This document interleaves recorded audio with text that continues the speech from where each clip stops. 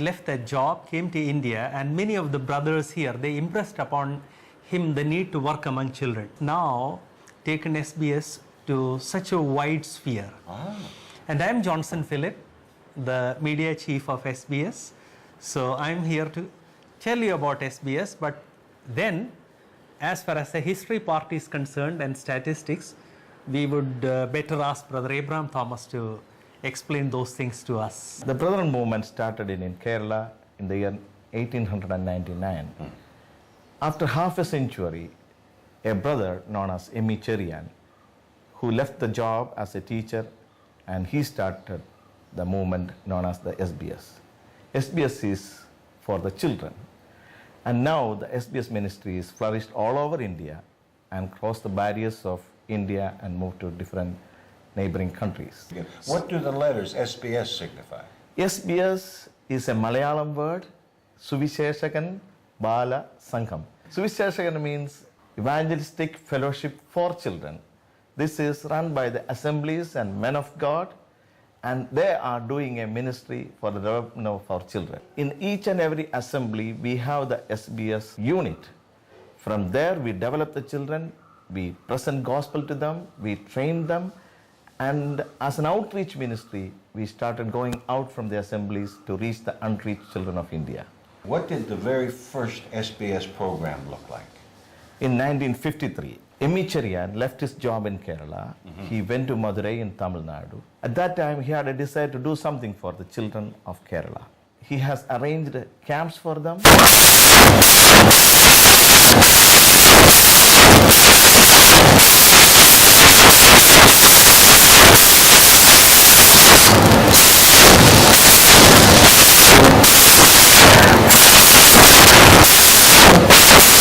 Reaching the unreached children in the schools as well as in the villages. Since Brother Abraham Thomas returned to India after a wide exposure, the moment he took over SBS once again, he decided that it is time for SBS to expand. And he called all his fellow workers, SBS volunteers, and the vision caught on from there. I see.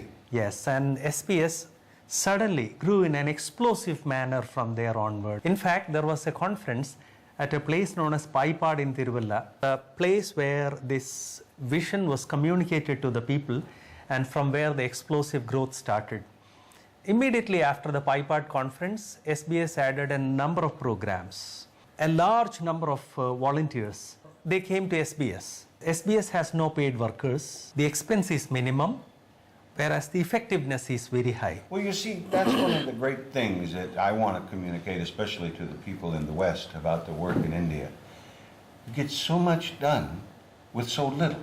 Yes. How many volunteer workers are working with SBS at this time? Well, it's countless, but we can at least count not less than 7,000 people across India.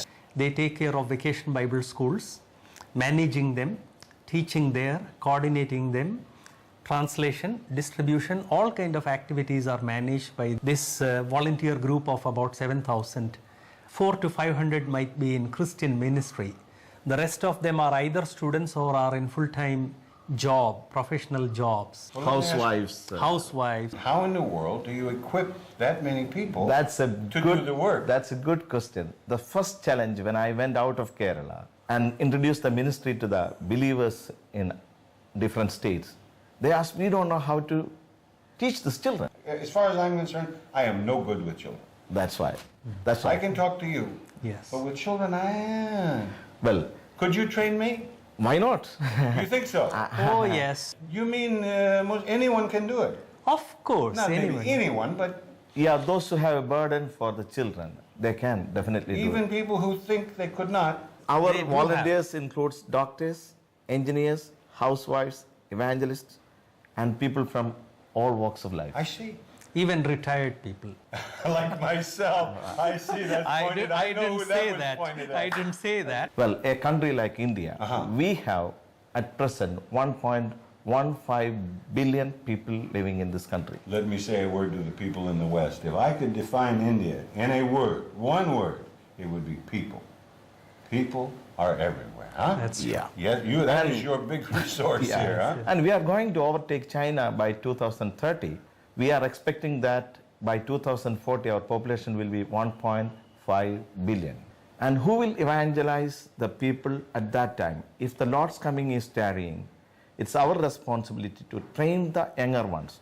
That means those who are in 10th grade or 11th grade, they will be the leaders of 2020 and 25. At least we have a target or the vision for 2030 and 35 at present. What is that target? Target is to train maximum people in India. In India, we have 600 districts. Our aim is to at least conduct one training program in each district. We have a short-term and long-term goal in front of us. Our short-term goal is to train minimum 10,000 volunteers in India by the next 5 years. Whenever we conduct a VBS, we invite the people from the assemblies. When they come and see how the work is going, they have a desire to join the ministry. We have 1 week training, 2 weeks training, and then a master teacher's training. During the last 7 or 8 years when we went to North India and trained these people, you know the result? Last year, we were able to meet 150,000 children with the gospel in North India. 200, 500 children are attending in some of our programs. From 3 to 5 days, we have the VBS. 5 hours, these children are coming and attending our program. See, in North India, as you said, everywhere children. If you just clap, children will They run. come. If you wave, they wave back. There's no need for a roof like Yeah, this. they're open. They sit on the sand, and then we provide them literature. I'll show you some of my literature which we are using to teach the children. Let's see here. That's an impressive stack of. This is the literature that they use for the children. Miracles of Jesus. Look at these illustrations here. All of this material is produced indigenously.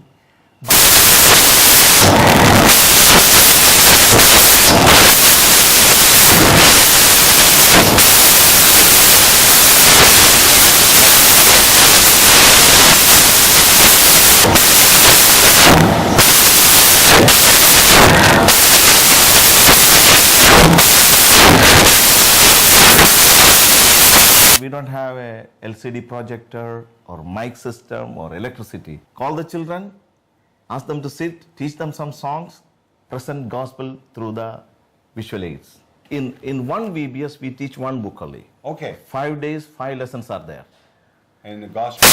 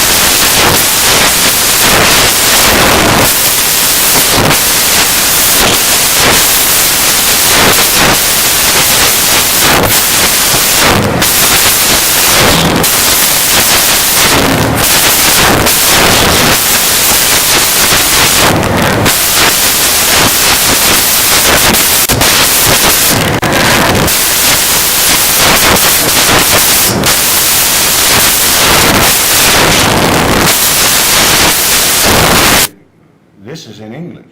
That was one of the biggest questions. What are we going to do to meet the need of languages, multiplicity of languages? And brothers decided that if they are able to produce the original set in English, then brothers would be able to translate them into any language in India. So all the original material is produced in English, and then from English, people in Rajasthan translate it to Hindi, people in Maharashtra translate it into Marathi language, people in Orissa translate it to Oriya language.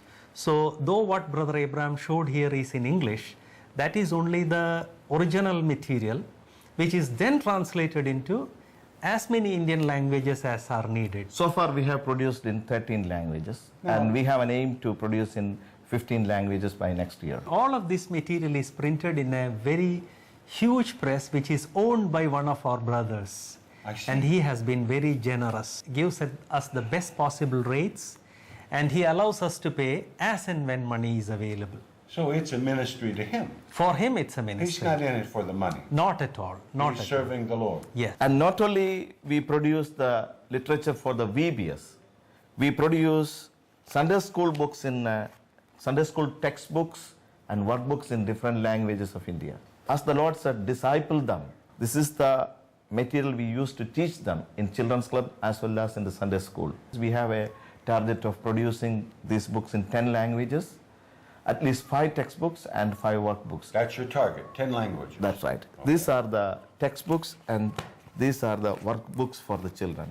So the teacher teaches from the textbook and the child will get a workbook like this. We have a long-term goal, I said, because of the multiplying population in India. Who will evangelize the million people tomorrow? That's why we are training our youngsters in the assemblies. The boys and girls, those who are studying in high school today, we are giving them the motivation for the missionary work. In the past, we had a lot of missionaries from the foreign countries, but now in India, they are not allowed. We have to train our own people to take this challenge tomorrow.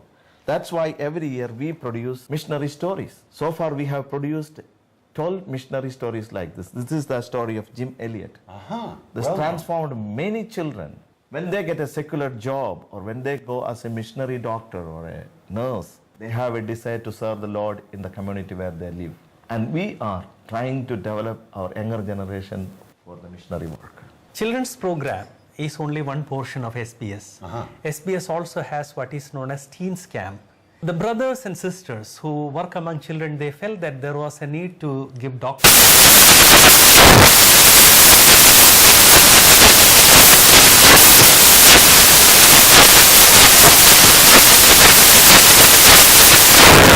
Consecutive years, he gets the whole syllabus. So this way, Teens Camp is trying to train born-again young men and women in the whole counsel of the Word of God. Most of the children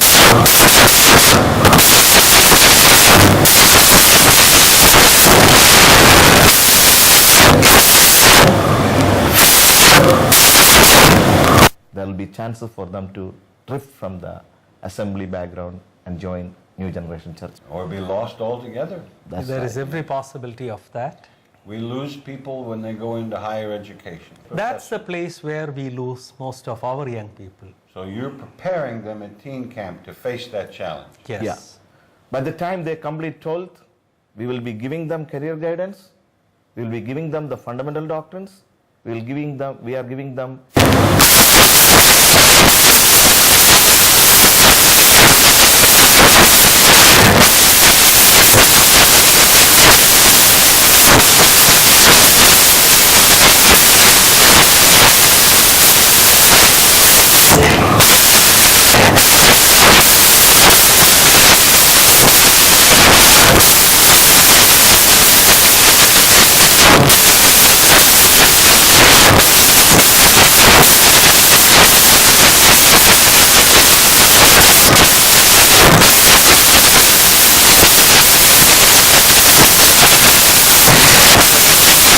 and disadvantages. There would even be a section on, has the Lord called you for ministry? Or do you think that you have been called for ministry? Wonderful. Then what to do in the 21st century? Because 21st century ministry is different from the ministry that used to be. That's career guidance. And children are given an opportunity to attend as many of these workshops or as many of these informative meetings as possible. Is that right? So most of them attend, at least 5 to 6 of them. Some of them attend the sports program. Sports. Can a sportsman work for the Lord? We produced the book on the life of C.T. Studd. That challenged many youngsters. The story of Eric Liddell. Every year we produce one missionary story. And when we teach this, children are challenged and they are motivated. And we have seen many of them came to full-time ministry, some of them with their job, serving the Lord in their area of work. How does this SBS impinge on the local assembly? How does it work with or work alongside the local assembly? SBS is not a local assembly, but SBS is the local assembly. I will explain it this way. SBS has very consciously avoided anything where it would impinge upon the authority or the jurisdiction of the local church. Okay. We have always been conscious that the Lord works through local churches, and therefore SBS has always projected itself and it has consciously kept itself in a position where it is a handmaiden to the local church. It's complementary, not competitive. Every volunteer is a part of the local assembly. Most of them are elders, most of them are evangelists, the volunteers. So, no conflict. No There is conflict. absolutely no conflict. Yes. This is well accepted by the assemblies, and the volunteers, the senior leaders are from the assemblies only. The smallest units are assembly based. And as the elders in an assembly decide that we need to have an SBS unit in our assembly. So prayerfully they would decide who are the people who are going to manage this unit, and that way they start a local SBS unit as part of the church. It is many of these units which then come to larger programs. So SBS units are part of local assemblies, and because of that SBS is a part of the assembly movement without competing with the assemblies. All the activities are governed by the local assemblies. And we are for the edification of the local assembly. And the local assembly is edifying us. You ask me, what is our role to the family? Every year we conduct several family conferences. And there we talk about the husband-wife relationship, the parental responsibilities, the responsibility of the children, the responsibility of the assembly and elders towards the children. And there are a number of brothers who are very good with ministry to families. Yes. In most of these conferences, it is these brothers who deliver the messages. And then we have regular prayer vigils. We gather every month, in several cases every week, for praying for the ministry as well as for India. And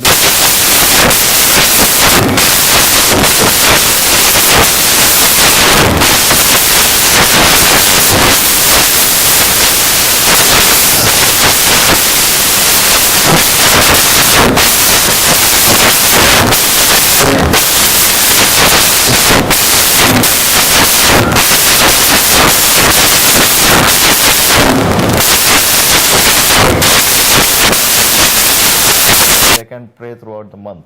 And not only that, we have a long-term goal for tomorrow, to win India for Christ. For that, we need a research center, we need a library, we need a regular training program. And that's why we are constructing a camp center, a resource center for the future needs. Where is this? About 125 kilometers south of Kochi, there is a place known as Puttangava. And there is a camp center. It's a very, very spacious compound, and multi-story buildings are coming up. You've already begun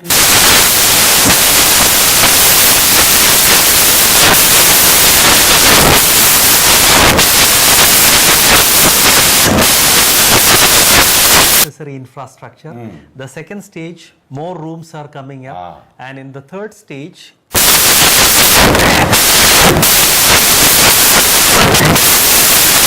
programs there, some of these programs had as many as 3,000 participants. Now you've seen the first phase. They've got the land and they've built the superstructure. And since I've been there, the second phase of construction has been completed. They've built dormitories, kitchens, offices. They've also built classrooms. And if you would like to support SBS Ministries, you can just simply send your gifts through GMI and they'll forward 100% of your tax-deductible gift to SBS Ministries. And if you're ever in the south of India, do stop in. They would love to see you and show you around. Thank you. വിതച്ചിടുക നാം സ്വർഗത്തിന്റെ വിത്താം ക്രിസ്തൻ സുവിശേഷം ഹൃദയങ്ങൾ